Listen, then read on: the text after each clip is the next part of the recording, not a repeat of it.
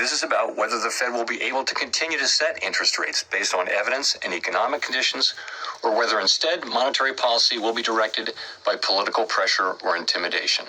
The president has made it quite clear he thinks Jerome Powell is bad at his job, and the president has made it quite clear, as have many economists, by the way, that interest rates should be lowered, and they should have been lowered a long time ago. But does he believe in the independence of the Fed? He has, and he said that many times. As the Fed Chair and the White House Press Secretary joining us now to discuss this criminal investigation, Fox News Chief Political Analyst Brit Hume. Brit, good evening. Your thoughts on this as you listen to how it developed and his pushback, Jerome Powell's pushback at the Fed?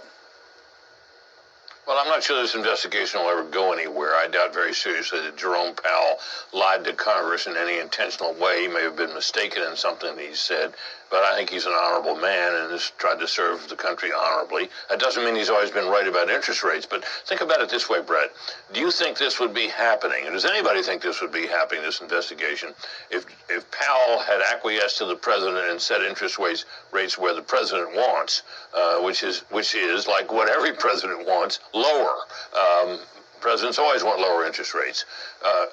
It's certainly possible, Brett, that in the sweep of history we'll look back and say, you know, this system with the Federal Reserve having so much control over interest rates was really not ideal. But would it be better if the politicians and the presidents had control of interest rates? And I think not many economists you'd find on any side of any aisle that would say that's better. But that's and I think at bottom that's what this dispute is about.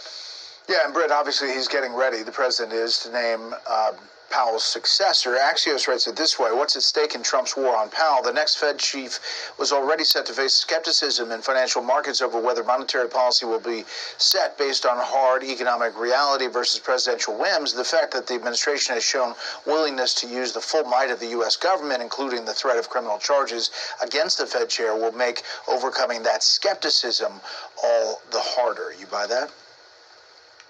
Yeah, I think that's probably right, and I also think this, Brett, that the desired outcome by the president, although he says he didn't have anything to do with starting this investigation, perhaps he didn't, but he would love it if Powell would just quit, and he could name his successor now instead of 4 months from now when the Fed chairman's term expires. Remember this too: Powell stays on the board. His term on the board doesn't end. It's just his term as chairman ends. So he may be with us a while, and the president won't like that either. But you know, I think it might be wise for the president to let up on him and let the term expire as chairman and name his successor, which I think he'll probably do well before well before the term is up and he has to name him.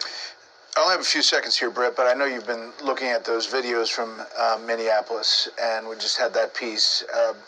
Everyone weighing in. What's your overall take now, this many days after that? I've watched these videos. I think I watched all of them repeatedly. And I got to say, I am really struck by the certainty with which people on both sides of this issue state their diametrically opposed views of what the videos say. I got to tell you, I can't tell what that woman's intentions were as she started to drive that car away from that spot there where she'd been told to get out of the car.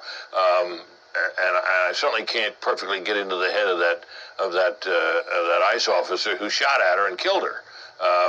I think as a legal matter, he's probably in the clear, but people are going to be arguing about this for a long time. I just don't think, from my point of view, just as an outside observer, that I can see with perfect certainty at all what her intentions were. All right, Britt, as always, thank you.